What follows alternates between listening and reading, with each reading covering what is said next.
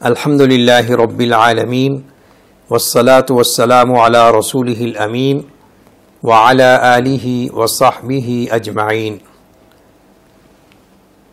اما بعد فاعوذ باللہ من الشیطان الرجیم بسم اللہ الرحمن الرحیم وَإِذْ قَالَ إِبْرَاهِيمُ رَبِّ اجْعَلْ هَذَا الْبَلَدَ آمِنًا وَاجْنُبْنِي وَبَنِيَّ أَن نَّعْبُدَ الْأَصْنَامَ رب إنهن أضللن كثيرا من الناس فمن تبعني فإنه مني ومن عصاني فإنك غفور رحيم۔ قابل تکریم خواتین و حضرات، سورہ ابراہیم کی آیات مبارکہ 35 تا 41 زیر مطالعہ ہیں۔ گزشتہ درس میں اس مقام قرآنی کی پہلی آیت کی کچھ تفسیر گزر چکی ہے۔ آج اللہ کی توفیق سے بقیہ حصہ آپ کی خدمت میں پیش کیا جائے گا۔ تو حضرت ابراہیم علیہ السلام نے رب تعالی سے جو دعائیں کی ہیں ان کا یہاں تذکرہ ہے۔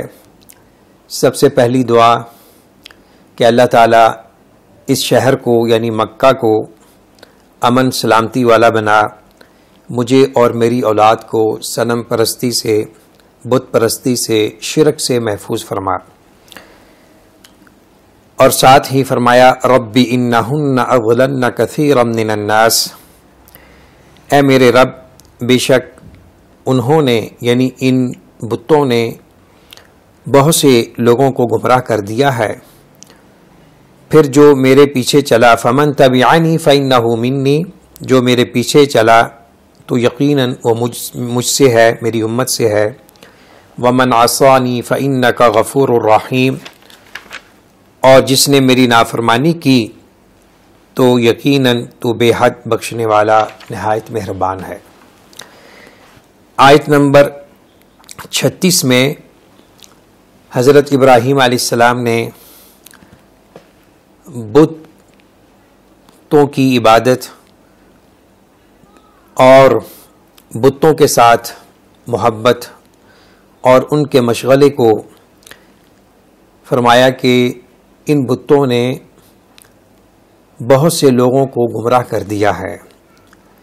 یہ بت تو غیر عاقل بے جان ہیں، تو ان کی طرف جو گمراہی کی نسبت کی ہے وہ اس لیے کہ یہ سبب بنے ہیں، یعنی بطور باعث اور سبب کے گمراہی کی نسبت ان بتوں کی طرف کی ہے۔ تو حضرت ابراہیم علیہ السلام کو چونکہ بت پرست قوم سے واسطہ پڑا اور ان کے ساتھ بحث مناظرہ ہوا اور ان کو اللہ کی توحید کی طرف بلاتے رہے، تو بت پرستی کی جو سنگینی تھی وہ ان کے دل و دماغ میں اچھی طرح جاگزین تھی، اس لیے انہوں نے متعدد بار اس بات کا اظہار کیا کہ اے اللہ، میں اور میری آنے والی اولاد شرک کی ان آلودگیوں سے محفوظ رہے۔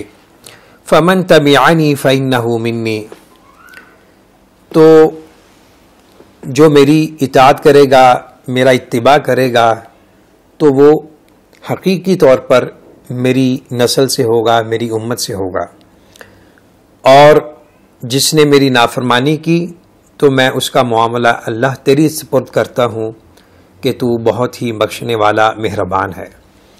تو یہ بہت ہی حکیمانہ اور محبت مودت سے لبریز اسلوب ہے۔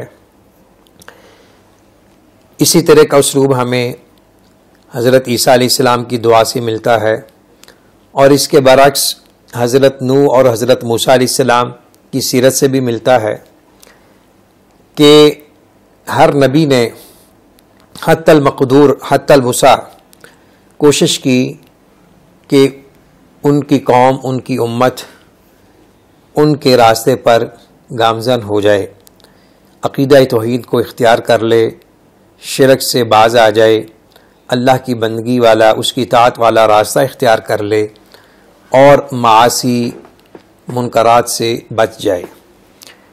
تو جنہوں نے ان کی دعوت کو قبول کیا، ان کی اطاعت کی، انہی کو انہوں نے اپنی جماعت کا، نسل کا، امت کا حصہ بنایا، اور جنہوں نے نافرمانی کی تو ان کا معاملہ اللہ کے سپرد کیا۔ تو بعض مفسرین کہتے ہیں کہ یہ جو جملہ ہے وَمَنْ عَصَانِي فَإِنَّكَ غَفُورٌ رَحِيمٌ، اس سے یہ معنی اخذ ہوتا ہے کہ حضرت ابراہیم علیہ السلام نے اپنی امت یا اپنی نسل کے نافرمان، گنہگار، خواہ و مشرک ہوں یا عام معصیت میں مبتلا ہوں، ان کے لیے بھی دعائے مغفرت کی ہے۔ لیکن بعض دیگر مفسرین کے ہاں یہ ہے کہ اس سے ان کے لیے دعائے مغفرت، دعائے بخشش کا پہلو نہیں نکلتا، بلکہ زیادہ سے زیادہ ہم کہہ سکتے ہیں کہ انہوں نے اپنی امت، اپنی قوم کے نافرمان لوگوں کا معاملہ اللہ کے سپرد کیا ہے۔ ایک قسم کا اس میں ایک لطیف اشارہ یہ ہے کہ انہوں نے ایک سفارش کر دی ہے کہ اللہ، جو میری قوم، میری نسل کا نافرمان ہے، تو میں اس کا معاملہ تیرے سپرد کرتا ہوں، اور تو بخشنے والا مہربان ہے، تو اپنی صفت غفران، صفت رحمت کے پیش نظر جو ان کے لیے مناسب ہو تو ان کے ساتھ برتاؤ اور معاملہ فرمائے گا۔ حضرت عیسیٰ علیہ السلام کے حوالے سے بھی ایک قرآنی آیت اسی طرح منقول ہے، ان تعذبہم فإنہم عبادک وان تغفر لہم فإنک انت العزیز الحکیم، سورہ مائدہ کی، کہ اے اللہ اگر تو ان بندوں کو عذاب دے گا، یعنی جنہوں نے میری اتباع نہیں کی، میرے حکم کو نہیں مانا، عقیدہ توحید کو اختیار نہیں کیا، تو تیرے یہ بندے ہیں۔ وَإِن تَغْفِرْ لَهُمْ فَإِنَّكَ أَنْتَ الْعَزِيزُ الْحَكِيمُ، اگر تو نے ان کو معاف کر دیا تو بے شک تو غلبے والا، حکمت والا ہے، تجھے کوئی پوچھنے والا نہیں ہے، اور تو با کمال حکمت والا ہے، تجھے پتا ہے کس پہ رحم کرنا ہے، کس کو عذاب دینا ہے، یا کس کو عذاب دے کر جنت میں داخل کرنا ہے۔ تو مقام ابراہیمی اور حضرت عیسیٰ علیہ السلام کے اس واقعہ سے یہ بات معلوم ہوتی ہے کہ حضرات انبیاء علیہ السلام کے دل اپنی قوم کے لیے انتہائی مہربان تھے، اور ان کے دلوں میں بہت رحم تھا، نرم دلی تھی۔ حتی الامکان انہوں نے کوشش کی کہ ان کی قوم کے افراد اطاعت اور بندگی والا راستہ اختیار کر لیں، نافرمانی والا راستہ اختیار نہ کریں۔ اس کے برعکس ہمیں حضرت نوح علیہ السلام اور حضرت موسیٰ علیہ السلام کے واقعات کے ضمن میں ان کا رویہ اس کے برعکس ملتا ہے کہ انہوں نے اپنی قوم کے لیے بد دعا کی ہے، لیکن یہ بد دعا بلا سبب نہ تھی۔ حضرت نوح علیہ السلام نے تو اس وقت یہ دعا کی کہ جب ان کو اللہ کی طرف سے وحی کے ذریعے یہ پیغام مل گیا کہ اب جنہوں نے ایمان لانا تھا لا چکے ہیں، اب مزید ان سے خیر کی توقع نہیں ہے۔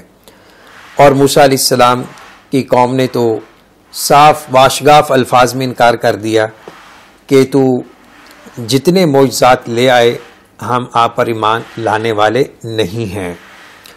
تو حضرت نوح علیہ السلام کی دعا کا ذکر سورہ نوح میں ہے، رب لا تذر علی الارض من الکافرین دیارا، اور موسیٰ علیہ السلام کی، یعنی جو نوح علیہ السلام نے بد دعا کی، اس کا ترجمہ کیا ہے میرے رب زمین پر ان کافروں میں سے کوئی رہنے والا نہ چھوڑ، یعنی سب کو نیست و نابود کر دے۔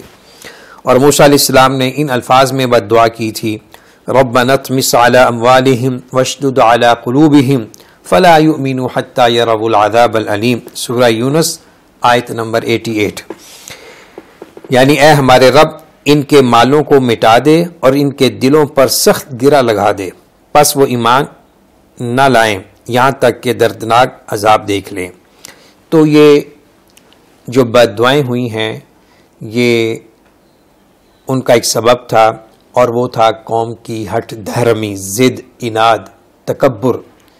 تو عموماً نبی اکرم صلی اللہ علیہ وسلم کی سیرت بھی اس بات پر شاہد ہے کہ ان کے دل میں بھی اپنی امت کے لیے، امت دعوت ہو، امت اجابت ہو، مسلمان غیر مسلم، ہر ایک کے لیے رحم، شفقت، مودت کا جذبہ تھا، اور انہوں نے بھی اللہ رب العزت کے حضور ہمیشہ اپنی قوم کی ہدایت کے لیے دعا کی ہے۔ بہت سے واقعات اس بات پر شاہد ہیں۔ تو آگے بڑھتے ہیں۔ ربنا انی اسکنت من ذریتی بواد غیر ذی زرع عند بیتک المحرم ربنا لیقیموا الصلاة فاجعل افئدة من الناس تہوی الیہم وارزقهم من الثمرات لعلهم یشکرون۔ اے ہمارے رب، بے شک میں نے اپنی کچھ اولاد کو، یعنی حضرت اسماعیل اور ان کی والدہ ماجدہ حضرت ہاجرہ کو علیہم السلام، اپنی کچھ اولاد کو اس وادی میں آباد کیا ہے جو کسی کھیتی والی نہیں ہے، یعنی وہاں سبزہ نام کی کوئی چیز نہیں ہے، تیرے حرمت والے گھر کے پاس۔ اے ہمارے رب، کیوں چھوڑا؟ تاکہ وہ نماز قائم کریں، سو کچھ لوگوں کے دل ایسے کر دے کہ ان کی طرف مائل رہیں، اور انہیں پھلوں سے رزق عطا کر تاکہ وہ شکر کریں۔ بڑی جامع آیت ہے، ایک ایک جملے میں بہت وسیع معانی مطالب موجود ہیں۔ وقت کی نزاکت کے پیش نظر ہم اختصار کے ساتھ اس آیت کو سمجھتے ہیں۔ حضرت ابراہیم علیہ السلام یہ دعا کر رہے ہیں، بیت اللہ ان کے سامنے ہے۔ یہ دعا ان کے تعمیر کعبہ کے بعد کی ہو یا پہلے کی ہو، حسب اختلاف مفسرین، ہر دو صورت میں اس وقت بیت اللہ موجود ہے، یا اپنی اصل نئی تعمیر کی صورت میں یا کھنڈرات کی صورت میں، کیونکہ بیت اللہ کی جو تعمیر ہے یہ حضرت ابراہیم علیہ السلام سے پہلے کی بھی ہوئی ہے، لیکن حوادث زمانہ کی وجہ سے، سیلابوں، بارشوں کی وجہ سے یہ آثار مٹ گئے تھے، اس کے ٹیلے محفوظ تھے، تو حضرت ابراہیم علیہ السلام نے اللہ کے حکم سے ان آثار پر بیت اللہ کی تعمیر نو کی تھی۔ تو خیر یہ تاریخی واقعات موجود ہیں، اور تاریخ مکہ، تاریخ بیت اللہ کے موضوع پر کتابیں مستقل مؤلفات کی صورت میں موجود ہیں۔ تو حضرت ابراہیم علیہ السلام اللہ کے حضور یہ اپنی فریاد پیش کر رہے ہیں، اپنا جذبہ اثار و قربانی پیش کر رہے ہیں، اور اللہ سے کچھ التجائیں بھی کر رہے ہیں کہ اللہ، میں اس وادی غیر ذی زرع میں، یعنی مکہ، اس وقت مکہ، اس کے اوس پڑوس، بلکہ پوری سرزمین عرب میں کوئی کھیتی باڑی کی فضا نہیں ہوتی تھی، ریتیلی اور پتھریلی زمین تھی، بارشوں پر لوگوں کا اکتفا ہوتا تھا، تو سرسبزہ شاداب نہیں تھا، چیدہ جگہوں پہ کچھ تھا، تو بہرکیف پتھریلی صحرائی زمین ہے۔ تو اللہ کے حکم سے بڑھاپے میں ملے ہوئے اپنے لخت جگر شیرخوار بچہ اور اپنی زوجہ محترمہ، بچے کی والدہ کو اللہ کے حکم پر مکہ چھوڑنے آئے ہوئے ہیں، ان کو آباد کر رہے ہیں، یہ اللہ کے حکم سے ہو رہا ہے۔ حضرت اسماعیل علیہ السلام اور ان کی والدہ ماجدہ کا یہ مفصل واقعہ صحیح بخاری کی حدیث نمبر 3364 اور 3365 میں مفصل موجود ہے۔ تو اس واقعہ کا ایک جملہ یہ ہے کہ جب حضرت ابراہیم علیہ السلام نے اپنے لخت جگر کو اور اپنی زوجہ محترمہ کو اس وادی غیر ذی زرع میں چھوڑا، تو ان کی بیوی پوچھتی رہی کہ آپ یہ کیوں کر رہے ہیں، لیکن آپ نے کوئی جواب نہیں دیا شروع میں۔ پھر جب انہوں نے یہ سوال کیا کہ کیا آپ اللہ کے حکم سے کر رہے ہیں، تو انہوں نے کہا ہاں. تو پھر اس وفا شعار صابرہ شاکرہ خاتون نے کہا کہ پھر اللہ ہمیں ضائع نہیں کرے گا. تو حضرت ابراہیم علیہ السلام کی قربانی اثار کا ایک یہ بھی پہلو ہے کہ جہاں انہوں نے قوم کی مخالفت مول لی، ہجرت پہ مجبور ہوئے، والد کے گھر سے نکالے گئے، تو وہاں انہوں نے اپنی محبوب ترین چیزوں کی قربانی بھی اللہ کے ہاں پیش کی. تو حضرت ابراہیم علیہ السلام نے اللہ کے حکم سے اس وادی غیر ذی زرع میں اپنی اولاد کا کچھ حصہ آباد کیا. تاریخی روایات میں ہے کہ آپ کے 8 صلبی بیٹے تھے، تو ان میں سے حضرت اسماعیل علیہ السلام کو یہاں آباد کیا، اور باقی جو بیٹے تھے اور بالخصوص حضرت اسحاق علیہ السلام اور حضرت یعقوب علیہ السلام وہ دوسرے علاقوں میں آباد ہوئے. تو تیرے گھر کے قریب جو کہ حرمت والا ہے، محرم، کیونکہ وہاں تقدس ہے، احترام ہے، عظمت ہے، جلالت ہے، اور وہاں درخت نہیں کاٹے جاتے، یہ بھی اس کی حرمت کا ایک تقدس ہے، پاکیزہ گھر ہے. ربنا لیقیموا الصلاۃ، اے میرے رب اس لیے چھوڑ کے جا رہا ہوں تاکہ یہ لوگ نماز قائم کریں. یہ جملہ ہم سب کے لیے چشم کشاں ہے، اور اس میں ہم سب کے لیے درس دعوت و تربیت ہے.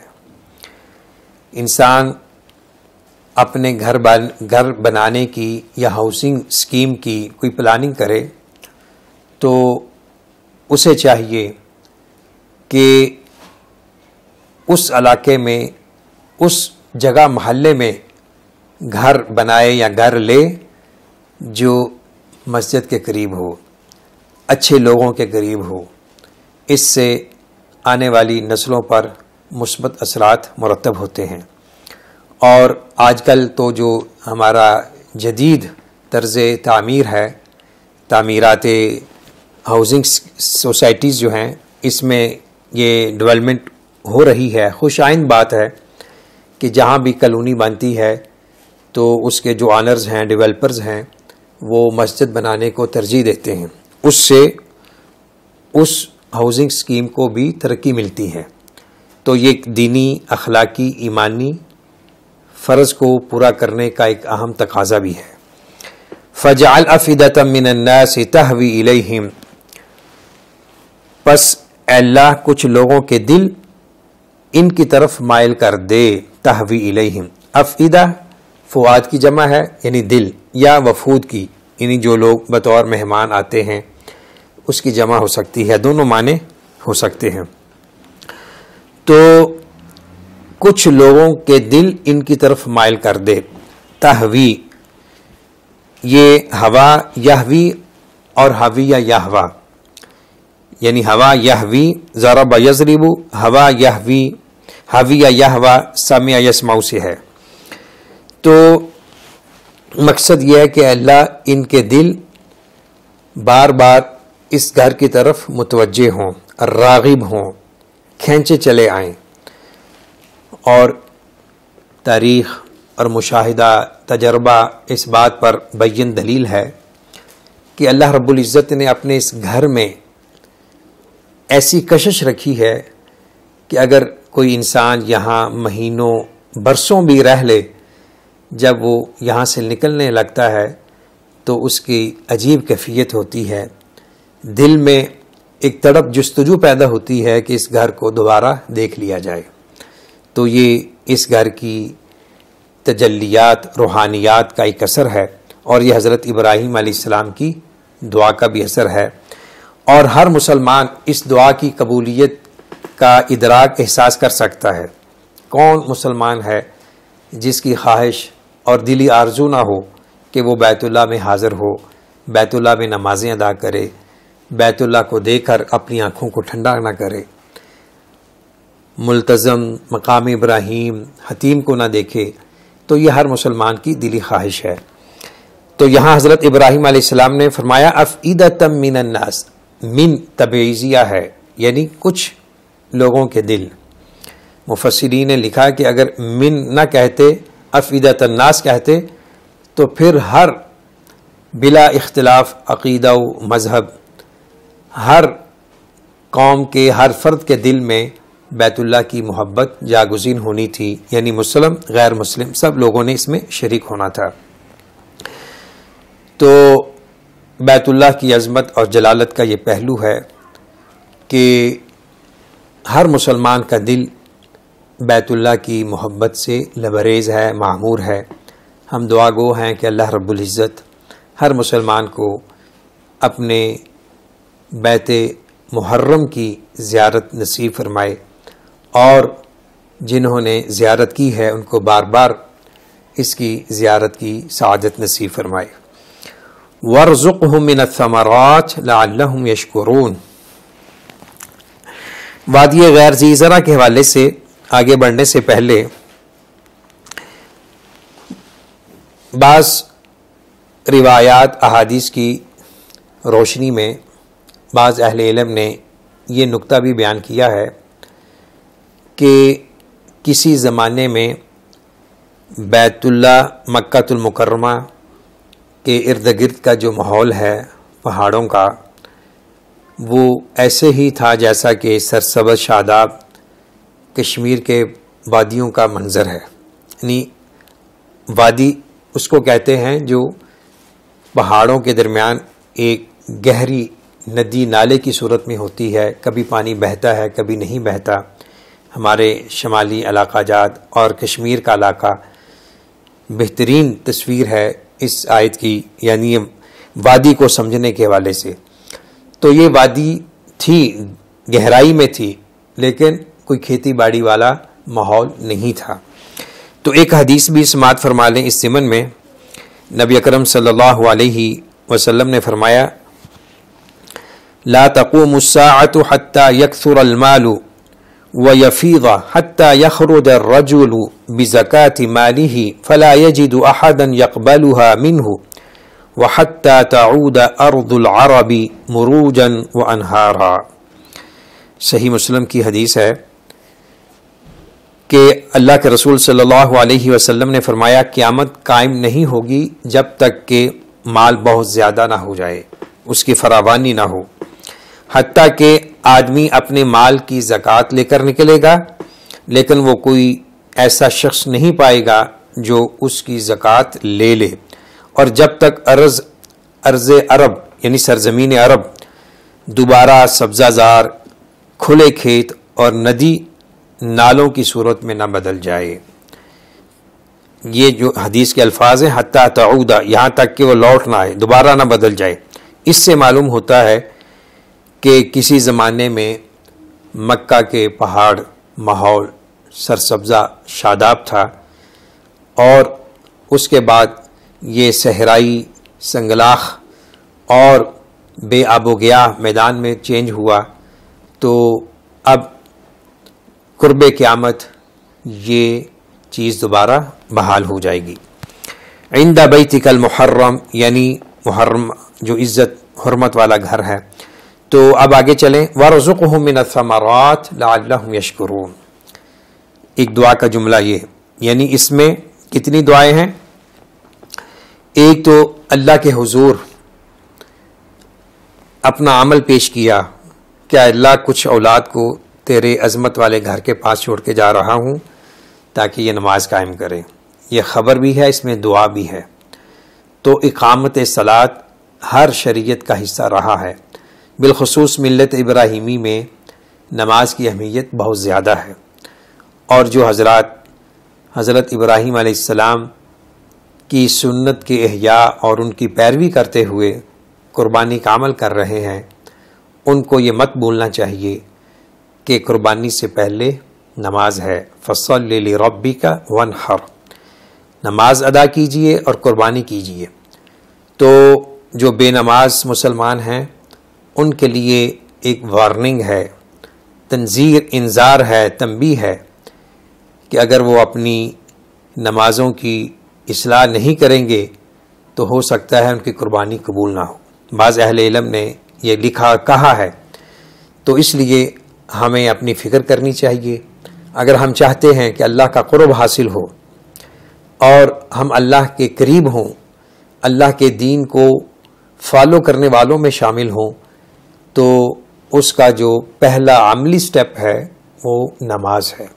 نماز مومن کی معراج ہے، اس کی شناخت ہے۔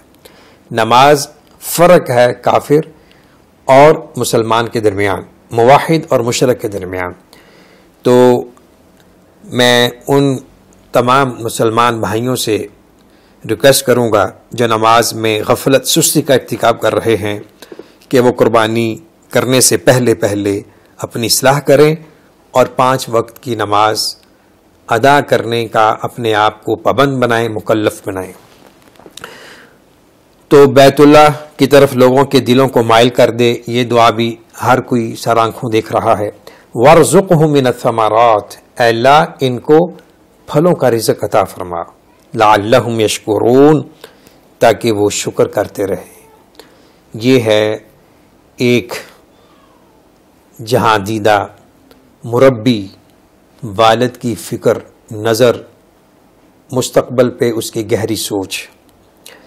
حضرت ابراہیم علیہ السلام نے اپنی اولاد کو اس علاقے میں بسایا، آباد کیا جو اللہ کے گھر کا قرب و جوار ہے، اس کا ارد گرد کا ماحول ہے، کتنا پاکیزہ ماحول ہے، اور ساتھ یہ بھی فرمایا کہ یہ نماز قائم کرتے رہیں گے، اور پھر اللہ سے دعا کی کہ اللہ اگرچہ یہ وادی غیر ذی زرع سرسبزہ زار نہیں ہے، پھلوں کا ماحول نہیں ہے، لیکن میں تجھ سے التجا کرتا ہوں کہ انہیں پھلوں سے رزق عطا کر۔